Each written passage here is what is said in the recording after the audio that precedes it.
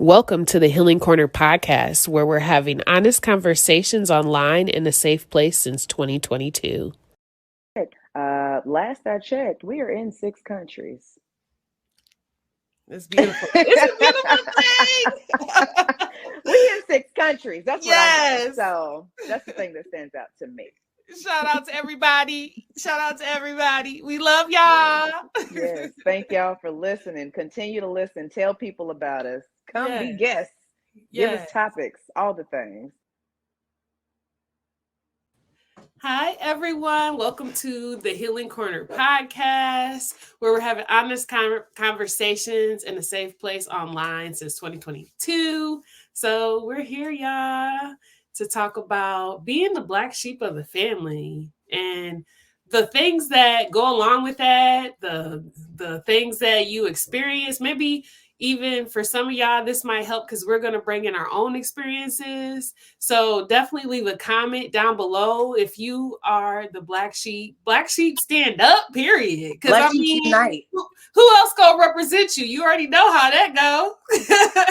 So with me today, I'm so happy and so honored to have with me today Coach Yams, which is another one of our co-hosts, and we here together making this happen and making it be a platform for y'all to be able to experience, express, and just do your thing. You know what I'm saying? And feel welcome in another area. Maybe you have been somebody who's been in the corner by yourself and you really don't have too many people that can understand you, maybe feel misunderstood. Those are all the things that kind of go in hand with being a black sheep. So I'm going to let Yams kind of talk a little bit about her experience, and then I'm going to go back and we just going to go back and forth, y'all. So I hope that you enjoy it. Again, don't forget to like, comment, subscribe, share, hit the post notification bell as well so you'd be notified when we jump on here again. All right, Yams, and introduce yourself for those that don't know you as well, y'all. So we're going to go ahead and let her introduce herself. Okay, so my name is Yamana. The internet knows me as Coach Yams, and I am helping professional millennial women live on purpose, unapologetically, and help them to stop doing shit out of obligation, because your life is your life to live. In addition to that, I host a virtual dance party every single Wednesday at 12 p.m. Central Standard Time. And I do a bunch of other things. So if you want to know more, go to coachyams.com. Or if you go to our website, thehealingcornerpodcast.com, you can click on my link specifically. Yes. Mm-hmm. Deb, you want to introduce check us out, y'all. What'd you say? You want to introduce yourself and then I'll do some words? Yeah, so I'm Coach Deb. And you can see me as your not counselor, but your consultant, somebody you can just talk to. You can see me as someone who's very intuitive as well. So if you're into getting intuitive readings, or if you are interested in energy work, you can definitely check me out at debshealingcornerstone.com. So yeah. Let's talk about it. Let's really just get into it. Let's talk about it. Whatever happens in the conversation is going to lead to where it needs to be. Because at this point, we're being our authentic selves, you know. It's how we've always shown up. It's easy, unedited, and here we are. You get the real raw and dirty. Yes. So to keep it real raw and dirty, I woke up this morning to a text from a friend who let me know that she was thinking about me and that she'd be in the city that I live in Nashville as well, if I needed somewhere to go to, because it's Thanksgiving on this day that we're recording, because, you know, the holidays is coming up and we're switching up things as a podcast. Yes. Anyway, so Thanksgiving right now while we're recording. And, you know, so receiving that message, it was like, oh, that's sweet. Like, I really feel loved. I feel seen. I feel appreciated. But then I was sitting here and then I got emotional because it was like, damn, like, wow, how far I've come. And what I mean by that is, one, feeling so loved and considered by so many people outside of me and outside of my family in a very genuine and authentic way is new territory for me. I did not grow up in a space that felt where I always felt like I belonged. Like I tell people that I've never really felt like I was part of my family. Like I was in the family, but I wasn't really a part of the family. And so the black sheep of it all is that, like, holidays, since family things went sideways the way they did many, many years ago, and that's another story for another day. But things went sideways many years ago where Thanksgiving started looking different with my family. And so then it looks different every year. Like I usually never know what I'm doing for the holidays.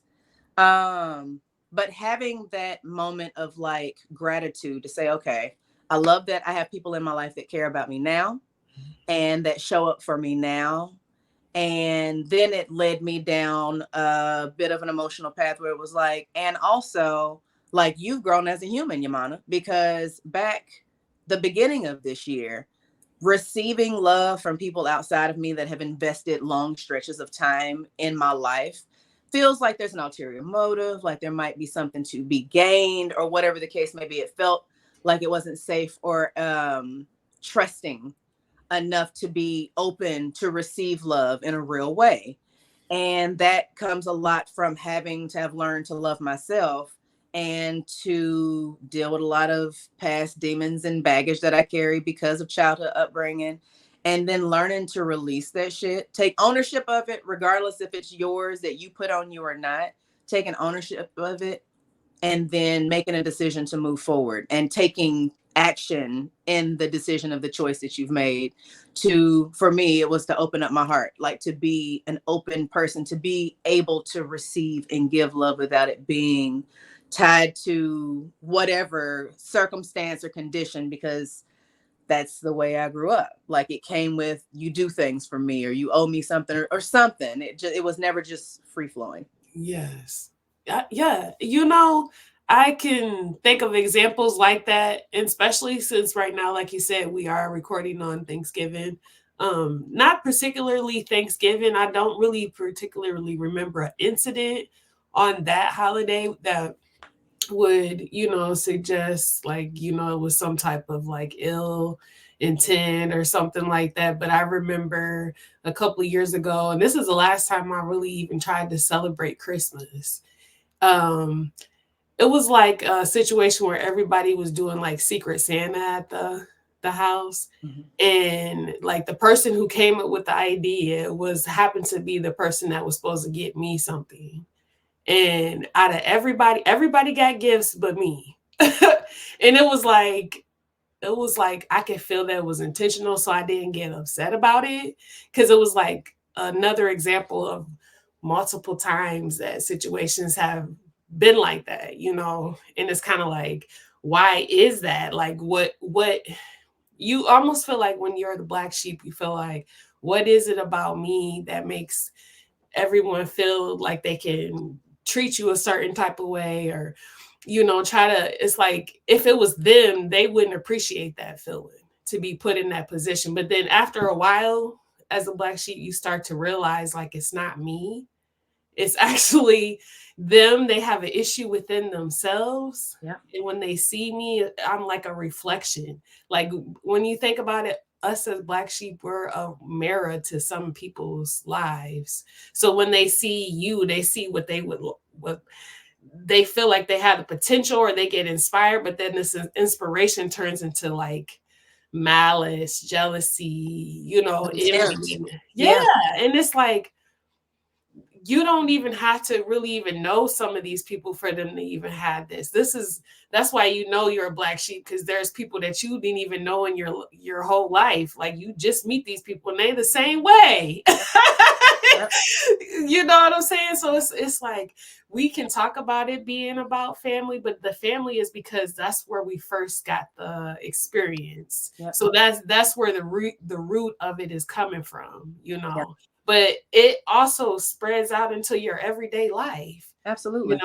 Absolutely. And so that is amazing how you said you have a friend, you have people that actually care. Like most of the people that I deal with now in my life, either we do business together. We have some, like how me and Yams, we collaborating. There's some type of like project or something that I'm doing with these energies. Outside of that, I have no connection with people that are just there to just linger. Yeah. It's because it's like I learned through difficult situations with my family and with close friends and stuff like that, that it's not beneficial to be in connections with people that you're not doing things with, because there's something that you could do. Either they helping you with something, or they're giving you some type of guidance, or they're just a good open ear person that can listen to you. There's something that someone should be contributing to your life as a black sheep, because of the way the world is set up for us, particularly, So, and that's the way to keep yourself at a sanity. Like, if not, then you're just gonna you can go into like a situation where you feel insane, Yeah. because you feel like it's really me, but I'm not doing anything. It will have you out here in this world functioning like a crazy person. Yes. Because another place that it has shown up is in work. Mm-hmm. At work, same concept. Everybody is expected to participate at a certain level in a certain way. Mm-hmm. And regardless of what the actual standard and rules are, if it's not showing up in the way that the work culture expects it to show up, then it's like, oh no, you're causing difficulties. We need to look harder at you, because you are not jumping at every request. You're mm-hmm. not, dropping everything. You have boundaries. You ask questions, and that is a problem for us. You're not just going through the motions like we need you to. Mm-hmm. Yep. And that's another thing, like being a black sheep, it is difficult to have a regular job, because it's almost like you feel more at ease with doing work alone a lot of times, or being able to like just be not bothered. You know what I'm saying? Because in work situations, it's kind of impossible. Because I'm noticing this, let's see, the last 2 years I've been working on my own have been some of the easiest times. It's like I don't like that micromanagement. That's what it is. I don't like to be micromanaged. And I feel like a lot of black sheep are like that. And I don't know if this comes from having dealt with that your whole life. People always nitpicking with you, but it's still never right. And you're like, I remember being told, you're so lazy. And I was like, how am I lazy when I go to school? I have a job and I do athletics as a kid. That's not a lazy person. You know what I'm saying? So how is, and that this was something that was told to me as a child multiple times. So it was like a program trying to program me to be like that. Yeah. But now, you know what I'm saying? Rewind forward. I'm doing my own thing. I don't have anybody paying my bills. I pay my own bills. It's like I haven't had any type of help since I've been, I would say 14, really, to be honest. So it's like things on the outside of you, sometimes you see that's trying to reflect back to you because you're the mirror, I guess. I don't know if that's what it is, but it's like a projection. Like you're seeing something that's not really. I think it is a mirror. I think that there's a motorcycle person outside for some reason, and they've been doing a thing all day. Maybe that was a Thanksgiving gift to themselves, honey. I don't know. Congratulations to them. Listen, but I think that like in real life, I think that that black sheep are the mirrors, because we show people what they wish they could be, mm-hmm. how they wish they could move.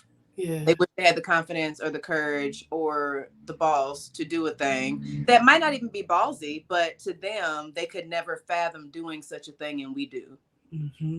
The other thing when you were speaking that like was yelling in my head is that people who are like the regular sheep and like want to do things, not saying that by the book is problematic, but certain things don't have to be done specific ways. Like there's many ways to do a thing, mm-hmm. but the people who are doing things the way, the right way, if you will, society's air quotes, mm-hmm. When you are the black sheep, the regular sheep are going to gaslight you into believing that something is wrong with you, that you are the problem. The way that you move is problematic. the way that you respond or don't respond, or both, because you know you can never win when there's a gaslighting situation. Man.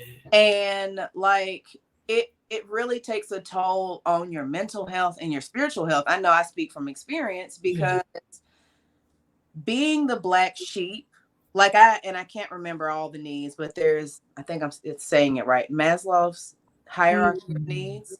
And feeling like you belong is one of those things that all humans need to like feel like safe and okay in the world. And being the black sheep growing up made me feel like I didn't belong anywhere. And then that made me wonder what was wrong with me. And then it added to the fact that I then had no need to explore my own self-love and self-worth. So I pushed that to the side. Codependency jumped right on in and was like, we can keep you busy with everybody else's shit. And then it's like, okay, I'm focused, running around worried about everybody else. And I was never a consideration. Like black sheeps are gaslit into not giving a damn about themselves until it either kills them or makes them crazy or sick. Yep. And then it doesn't help, especially if you're a black sheep that's an empath, or you have these other, like you're introverted and you already want to be to your own. It makes it even more intense, or, you know, it makes the situation even more of a, you can see it more. And I feel like, I don't know if these things develop because of being a black sheep, or they were already there. You know what I'm saying? Because we don't really know, like, when the chicken or the egg, which one first? Exactly. When these things, like, is there a mental development that causes you to be put into this energy, or like, you know, because some of us, I feel like since I was born, it's been like this. Because even when, as a little child, like I can remember having, you know, older siblings doing things to me, and I'm like 4 years old. You know what I'm saying? I couldn't possibly have done anything to you. You're like a teenager. You know what I'm saying? And doing malicious things to me, possibly could even cause my death or something like that. I remember this one particular situation. I was eating a peanut butter jelly sandwich. I'm a little kid, about 4 or 5 years old, and a sibling had made me a sandwich. My mom and dad wasn't even there. I remember that. They wasn't even there. Made me a sandwich, but the way the sandwich was, the peanut butter, it was more peanut butter than jelly, and she didn't give me nothing to drink. And I never, like when I was a little kid at that moment, I remember it felt like it was not right, but I couldn't feel the intensity of it until I got older. And I was like, were you trying to like make me sick? Because I'm a little kid. First off, I could have been allergic to it. And then on top of it, I remember I was kind of like choking, you know, trying to eat peanut butter's thick. Yeah. And I was thinking, like, why would you feel like that towards me? That's something with you. That's not me, because I'm a little baby, basically. And my parents is putting you under their care. They're thinking that you're going to care for me. You know what I'm saying? So that was like one of my early experiences. I remember that, and I'm a grown adult, and I still remember it. You know what I'm saying? Yeah, because it has an impact on you. The thing about this, like, I don't know. Like, I think that the hardest part for me this holiday season is the fact that, like you said, how can you look at me and want to treat me poorly? How can you desire to disregard me in all ways? Like, not even if you're not physically doing a thing to me, how can you choose to not be kind to me as a person? Yeah. And I think that that's what's been hardest for me, because my relationship with my mother has always been kind of weird. I had a lot more responsibility early on than children should have. And that carried into adulthood because codependency. And then I was like, I can't keep doing all this. And it's been rockier than before ever since. And this Rocky's been a choice, but it's been my choice. And so I'm like navigating it, and it feels good most of the time. Sometimes it feels shitty. But the thing that's been hardest for me is that it's like, I have received an outpouring of love from people who have known me for less than 6 months sometimes, who like have my back, have my back. Yeah. And I was sitting here this morning, the same thing on my birthday. It was like, why can you not see me in some way, the way that other people see me? Why is it that I am a negative force in your life, or a negative memory, or a negative thought that's associated with me? Like, what is it that makes you continue to feel the need to stay distant from me when I've done no harm to you? Yep. And that ain't got shit to do with me. Yeah. But it don't mean that it don't hurt. Yeah. And so, like, having to like remind myself I'm safe, I am loved, I am supported, and I can provide all of that to myself. And also, I got a fucking tribe around me to do that. Yes. And it's like, I'm learning to surrender to that being enough, because I have grieved the relationship that I will never have with my mother. Yeah. And that has to be enough, but like, my spirit is still not settled with that. So, yeah. And I think over time that happens, because I feel the same way. It's like grieving somebody that's still here is a very interesting thing, but this is something that's real. Just like I feel like they're starting, like, society's trying to demonize ghosting or demonize people getting out of toxic situations or dangerous situations, but you see that sometimes being in dangerous situations can cause your demise. You know what I'm saying? This is a serious thing. Like, people smile in your face, acting like, they care and they love, even telling you I love you, and they actually hate you. Yeah. You know what I'm saying? This is a real thing for Black sheep. Yeah. And then just going to the extent of trying to destroy your life and do all types of malice things behind the scenes that you would never think that a person would even think about doing to you, So it's like, these are things that a lot of times when I see instances where somebody was taken out by family or something real tragic, I'm like, bro, they was probably Black sheep, or they, like, it's like we can see it, you know what I'm saying? Us being, but everybody else like, oh, that was weird, or why would, you know what I'm saying? And then some people still take up for the person that did it, and they still feel like, oh well, they just needed help, and it's like, yeah, but did it have to get to that extent where somebody lost their life? Yeah.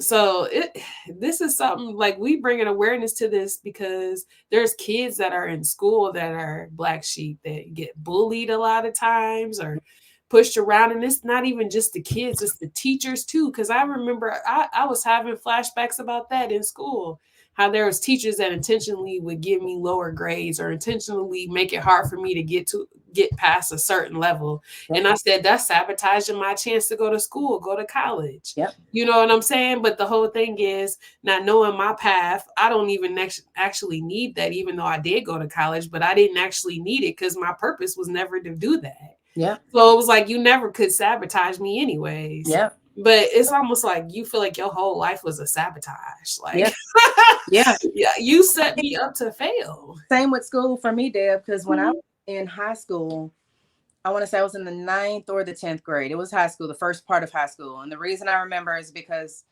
the first 2 years I went to one high school and then I transferred to another to finish out. And the first high school I was at, they put me in remedial English. Ain't nothing about me remedial. Ain't never been. I've always excelled in school. To check the receipts, bitch. Yeah. And they put me in this remedial English. And I remember being concerned and being like, oh, well, because I went to class. I didn't know I had options. I went to class and I was sitting there like, we really gonna learn how to use the dictionary? I know how to do this. Surely it's not where I'm supposed to be. And I went to the guidance counselor and I brought it to him. And he was like, oh, well, if you go to advanced placement and you can't handle it, then you won't be able to go back, and like scare tactics. Yeah. Yeah. And my mom did defend me in that time. She was very fierce about making sure that I had the education that I needed and deserved. And so she went up there and was like, look, you're not going to bully my child into being afraid of wanting to be challenged in school, because what are we here for? Yeah. And so like you said, it comes from the adults too. The damn guidance counselor, I hate her. For what? It wasn't because of anything other than I grew up in Knoxville, and then white people are different. That's all I'm gonna say. Yeah. Wow. You know, when I think about it, like even in school, I was the one that pushed myself because I felt like sometimes my parents would come to a parent teacher conference, even though that really doesn't matter. I feel like it's the everyday thing, just checking to make sure that you're doing okay every day. Yeah. But I feel like I didn't experience that because I remember times I would come home, I wouldn't hear nothing from nobody. Mm-hmm. But then my siblings got tutors, they got like all this extra attention on them. They make sure they go to all their games. My games, nobody's here to pick me up after the game. I have a job to go to. I gotta catch a ride with somebody to go to my job after my job. Still nobody there to pick me up. I'm still a kid. So when I think about it, when I start falling into the hands of like other people, it was like at what do you want to call it? A convenience. Like I'm able to get something done if I connect with this person, but this person is not even the person that I should be around. So like I feel like sometimes I can see. I've been watching a lot of interviews with homeless people, Mm-hmm. and I've never technically been without a shelter. Mm-hmm. I think the Most High God, my angels and stuff, because that's definitely a possibility. I can see circumstances in my life that was set up to put me in that position, but it never happened because of benevolence.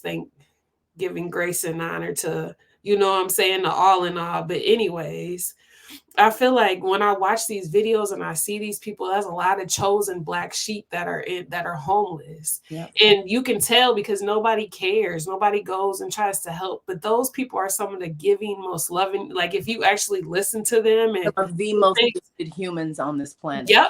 And that's why us black sheep are some of the most gifted humans on this planet. Mm-hmm. Or spiritual beings having a human experience. Exactly. Because we lean into that shit like real deal. Mm-hmm. Yeah. And a lot of angels, when they say be careful because you might be entertaining angels on the way.